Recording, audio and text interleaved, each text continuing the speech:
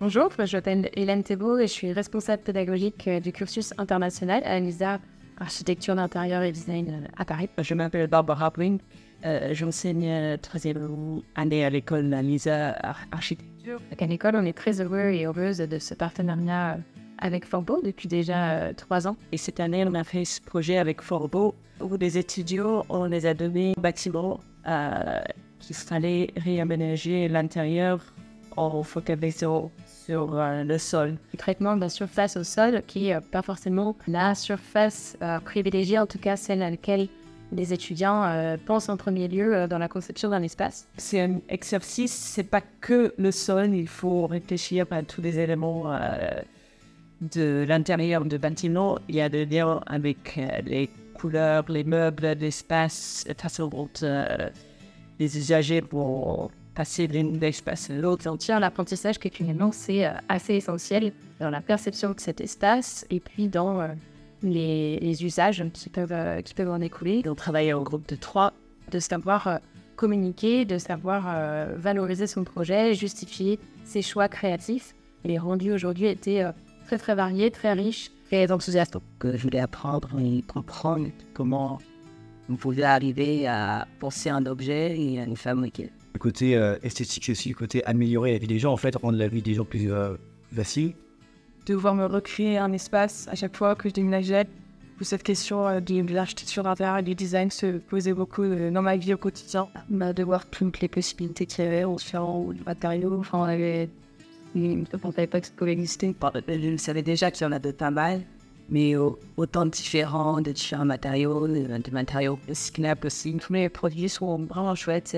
J'adore les imitations effets naturels. J'ai eu beaucoup le Alura, l'Espérade, parce que c'est du vrai bois, mais en même temps c'est fin et on peut le mettre un peu partout, le bouger comme on veut. Ouais, de revêtements, les différents types de matériaux pour les différentes use. On l'a tout choisi parce qu'elle était hyper fine, elle permettait de l'utiliser sur les meubles ou au sol, etc. Donc ça avait plusieurs d'utilisation, beaucoup de couleurs, des gammes de couleurs différentes, donc ça nous permet de faire ça. Moi, je trouve que toute votre gamme de bois sont bien, mais les meilleurs, c'est ceux qui sont plus texturés. Les plus texturés, c'est si plus attiré, on va dire. J'ai beaucoup aimé le texte qu'on utilise, nous, le concept dans le projet de couleurs qui sont vraiment assez douces et en même temps marquantes et...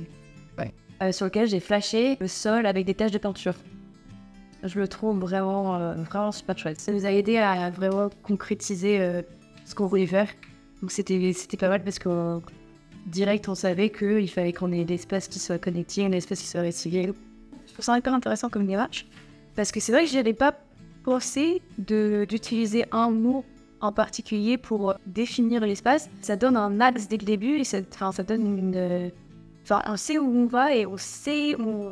Même si on dévie un petit peu, après on revient sur la dynamique de départ et du coup on se recentre et on... c'est efficace au final. Ça nous permettait d'avoir un point de départ un petit peu dans ce qu'on faisait changer dans le bâtiment qu'on avait, savoir où est-ce qu'on allait, quoi. Des allers-retours constants entre nos idées, nos inspirations et la dynamique qui nous avait été accordée. En sortant, en regardant l'intérieur de chaque espace, en fait c'est tout le temps. Je m'inscris à des newsletters, je suis des comptes sur Instagram, je vais parfois à des expositions. Pinterest, ça va être plus des photos, alors que Instagram, après, il va me faire... des petites vidéos qui expliquent pourquoi ce design, qu'a pensé le designer en fabriquant les choses, ou ils vont mettre un petit texte en dessous de la photo pour expliquer, alors que Pinterest, c'est vraiment juste l'image. Sur Instagram, dans des expos. Plus d'inspiration sur Pinterest, mais des références sur Instagram. J'aime beaucoup inspirer de peintres et de graphistes. Comme toi, je pense Pinterest. Aussi des magazines, j'adore Heidi et YouTube, énormément YouTube, vidéos de YouTube sur des maisons, sur des tours de maisons, sur des architectes, des designers. Et c'est toujours assez fouillis au départ, ça part toujours un peu dans tous les sens. Beaucoup de dessins, beaucoup de brainstorming, des photos de référence. Je peux aller par là, mais tu peux pas aller tout en même temps. Des mots-clés, c'est pareil aussi. Travailler, essayer un peu d'aller... autour du monde pour voir les différences entre l'architecture, le design, comment les différentes personnes pensent. Travailler dans le luxe à l'étranger, ce serait vrai. Londres, New York, je sais pas, un truc un peu stylé, architecte d'intérieur. Mais aussi, ma maman, elle a un restaurant et du coup, je voyais beaucoup de rénovation de restaurants, ce que j'aimerais potentiellement faire plus tard. La culture différente et comment l'architecture est différente. me spécialiser dans la restauration de l'ancien. Super important de préserver le patrimoine et que le moderne c'est bien, mais il n'y a pas assez de gens qui apprécient ou du moins qui respectent l'ancien. Moi, je trouve ça très intéressant comme première expérience avec le monde extérieur professionnel en archi. C'est sympa de faire un projet avec une entreprise, un projet qui a plus de sens que des projets qu'on fait à l'école où on présente juste des choses qui sont intéressantes. On apprend des choses, mais c'est pas forcément concret. Là, c'est un côté concret que j'aime bien.